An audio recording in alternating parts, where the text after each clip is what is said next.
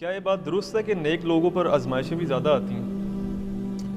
ہاں، یہ حقیقت بات ہے. سب سے زیادہ آزمائشیں ہمارے نبی علیہ السلام پر آئی صلی ہیں. اللہ علیہ وسلم. صحیح مسلم میں حدیث ہے، آپ صلی اللہ علیہ وسلم کو طائف کے موقع پہ پتھر لگے، آپ کے مبارک خون سے مبارک جوتیاں جو ہیں وہ بھر گئیں، اور غزوہ احد کے موقع پہ آپ کے 4 دانت شہید ہوئے.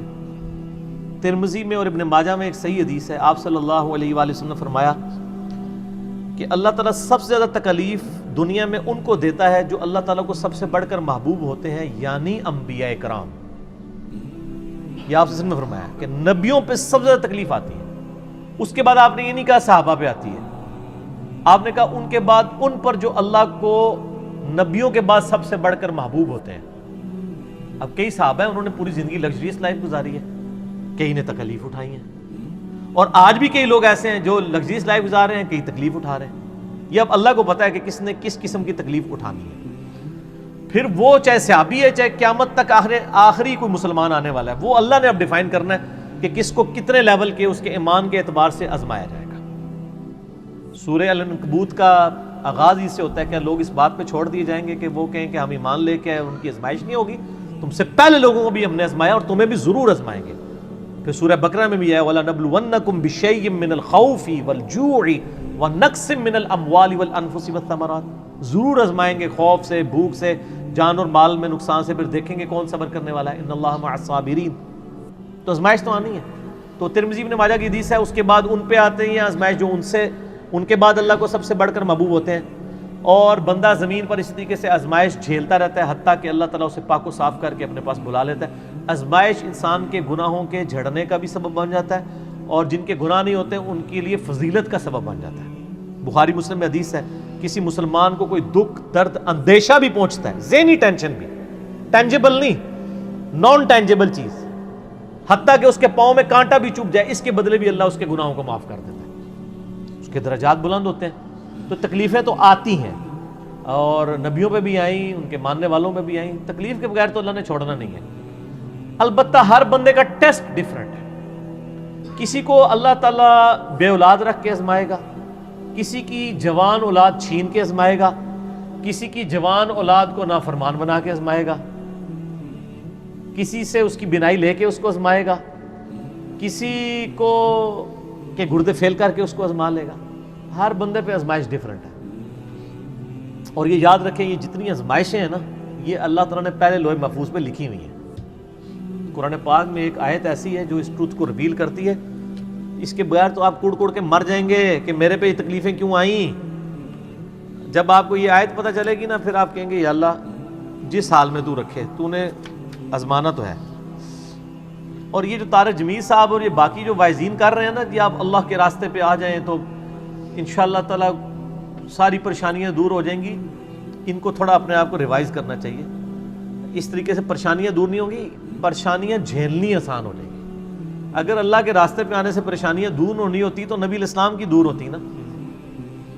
بخاری مسلم میں حدیث ہے، وفات تک اما عائشہ کہتی ہیں کہ 3 مہینے ہمارے گھر میں چولہا نہیں جلتا تھا. 2 کالی چیزوں پہ، کھجور اور پانی پہ گزارا ہوتا تھا، اور وہ بھی تھوک کے حساب سے نہیں. 1 کھجور اور پانی کا پیالہ صبح، میٹھا پانی 8-10 کلومیٹر سے بھر کے لانا پڑتا تھا، اور 1 شام کو. یہ ٹوٹل خوراک تھی. ٹھیک ہے.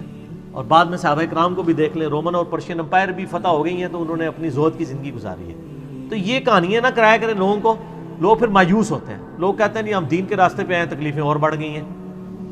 یہ پھر وہ لوگ اس طرح نہیں ہوتا. ہاں، اس لیے کہا کہ فی الدنیا حسنہ مانگو اور آخرت میں حسنہ مانگو. حسنہ کا کیا مطلب ہے کہ رزق کی فراوانی ہو جائے گی؟ نہیں، جس حال میں آپ خوش ہو جائیں گے. جو صحیح مسلم میں حدیث ہے، ہمیشہ اپنے سے نچلے والے کو دیکھو، یوں تمہیں قناعت نصیب ہوگی، اللہ کی نعمتوں پہ شکر کرو گے. دنیا میں کوئی شخص کہہ سکتا ہے کہ میرے سے نیچے تو ہی کوئی نہیں ہے؟ سر ہر مسلمان اربوں لوگوں سے اوپر ہے. دنیا میں اس وقت بھی 4 ارب لوگ ہیں جن کے دل میں کلمہ نہیں ہے، تو مسلمان اس سے اوپر تو ہے نا. پھر اور نعمتیں گننے شروع کریں. سر پی سی ہوٹل کا مالک جو ہے وہ مرچ نہیں کھا سکتا، اور میں چنا چاٹ بھی کھا لیتا ہوں، تو میں اس سے بہتر ہوں. ایک فیکٹر میں نے کنسیڈر کیا ہے نا. اس کے بعد دولت ہے تو کیا کرے گا؟ ڈالر کھائے گا. تو ہر بندے کو اللہ نے آزمائش میں ڈالا ہے. تو یہ آیت ہے سورۃ الحدید کی آیت نمبر 22 اور 23. اعوذ باللہ من الشیطان الرجیم. ما اصاب من مصیبت فی الارض، کوئی بھی مصیبت جو زمین میں آتی ہے، ولا فی انفسکم، یا وہ تمہاری جان میں آتی ہے، الا فی کتاب من قبل ان نبرأها، وہ ہم نے لوح محفوظ پہ پہلے ہی لکھ لیا ہے کہ اس کو بھیجیں ہم۔ زمین پہ ارتھ کوئک آتے ہیں، یعنی زلزلے آتے ہیں، سیلاب آتے ہیں، قحط سالی آتی ہے، وبائی مرض پھیلتا ہے، یا تمہاری جان میں کسی کے گردے فیل ہوتے ہیں، کسی کو ہیپاٹائٹس ہو جاتا ہے، کسی کو کینسر ہو جاتا ہے، اللہ تعالیٰ ماتا ہے یہ ساری تکلیفیں میں نے پہلے ہی لکھی ہیں لوح محفوظ پہ کہ اربوں انسانوں میں سے کس بندے کو کون سی تکلیف دینی ہے۔ اللہ اکبر۔ ذالک ان ذالک علی اللہ یسیر، اور بے شک یہ اللہ کے لیے بڑا آسان ہے۔ تمہارے لیے مشکل ہے کہ اتنا ڈیٹا کیسے مینج کیا ہوا ہے، اللہ کے لیے آسان ہے۔ کس لیے؟ لکی لا تأسوا علی ما فاتکم، یہ اس لیے میں نے کیا تاکہ تم کف افسوس نہ ملو جو تم سے چھن جائے۔ کیا کہو؟ انا للہ و انا الیہ راجعون، ہم بھی اللہ کی طرف سے ہم نے لے بس چلے جانا ہے۔ مسلم شریف میں حدیث ہے نا، جو تکلیف کے وقت یہ دعا پڑھ لے، انا للہ و انا الیہ راجعون اللہم اجرنی فی مصیبتی و اخلف لی خیرا منہا، تو اللہ تعالیٰ اس کو بہتر نعم البدل عطا کر دیتا ہے۔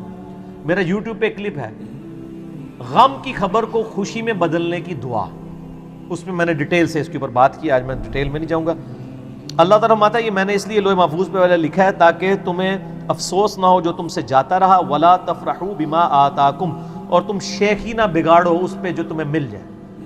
واللہ لا يحب كل مختال فخور، اللہ تعالیٰ ہر شیخی خورا جو ہے، شیخی بگاڑنے والا، اللہ تعالیٰ اس کو پسند نہیں کرتا۔